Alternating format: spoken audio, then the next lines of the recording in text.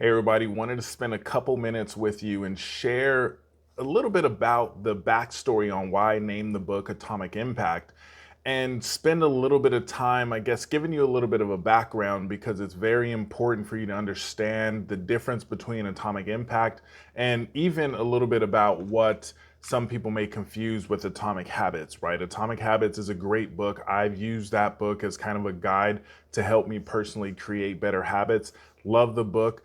But the difference is that atomic impact is actually rooted more so in the world of physics and kind of using that atomic perspective or that physics domain as a guide to make the book successful. So I spent some time watching Oppenheimer and I fell in love with the movie, not only because I worked in Los Alamos, not directly in the labs, but I worked up there as I spent some time at Kroger, but as I fell in love with this movie, I started seeing that there was probably a gap in the world of productivity.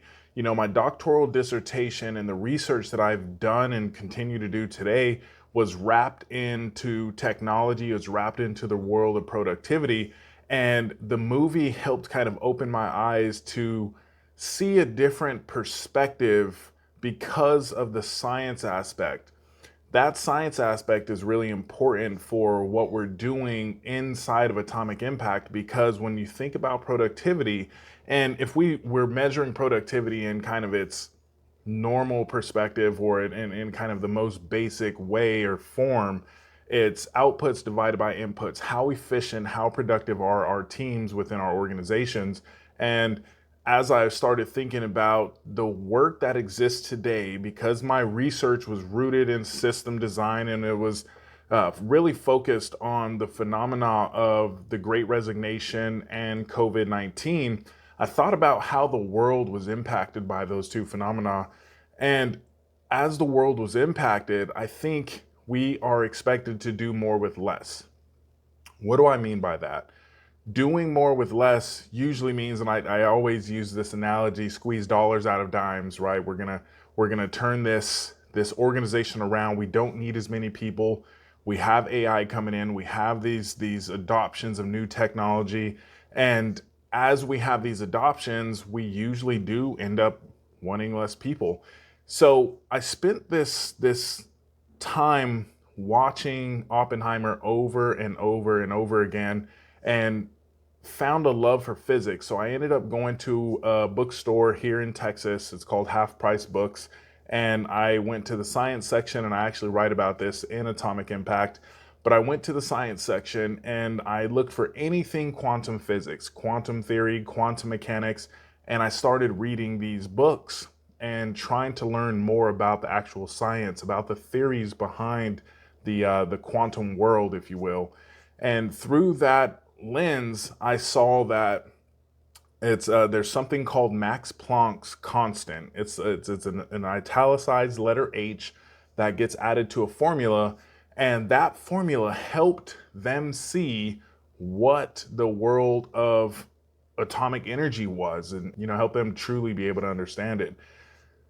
So through that lens, my mind right away went to productivity and can we actually measure productivity with a constant similar to Max Planck's constant? So Max Planck's constant is it's basically the smallest packet of or quanta is what it's called, quantized energy. It's the smallest packet of energy that can be applied to any situation because Max Planck actually says that energy isn't continuous. It's kind of there's a lot of variability. There's a lot of kind of randomness when it comes to the world of energy.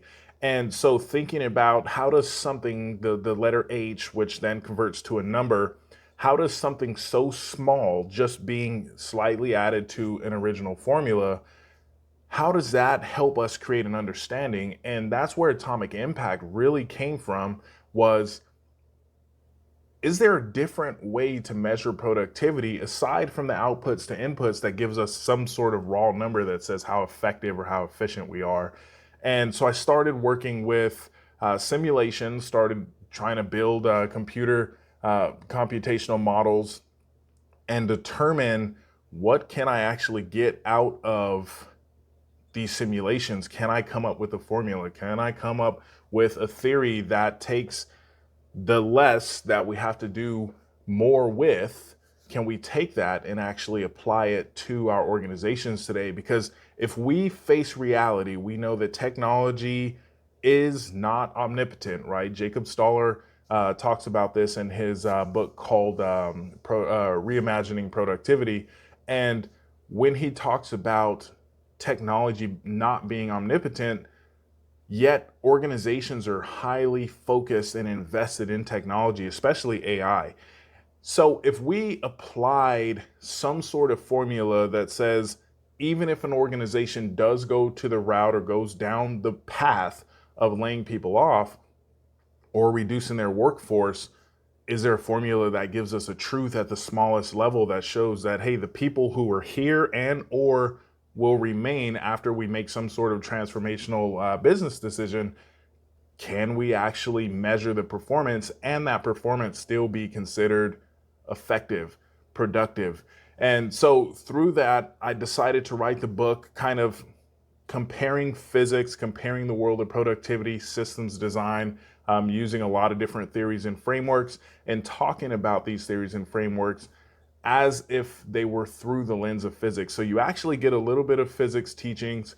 I use examples such as control rods in a nuclear reactor and so on. What does that mean from an organizational perspective, right? If we think about a nuclear reactor, to control the energy inside of that reactor, because there's a whole bunch of mini explosions going on, usually with uranium and neutrons and protons, everything colliding, we're splitting nuclei and so on to create this energy inside of a nuclear reactor, you got to have control rods. So an example of applying control rods would be defining what a control rod would be in your organization.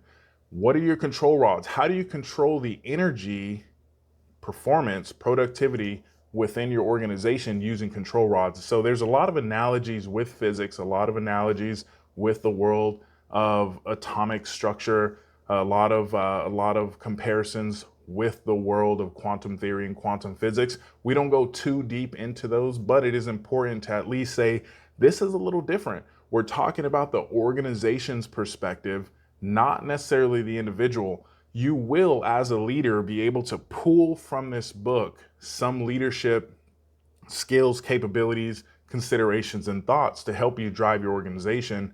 But ultimately, it's very, very important to understand the difference from Atomic Impact and Atomic Habits.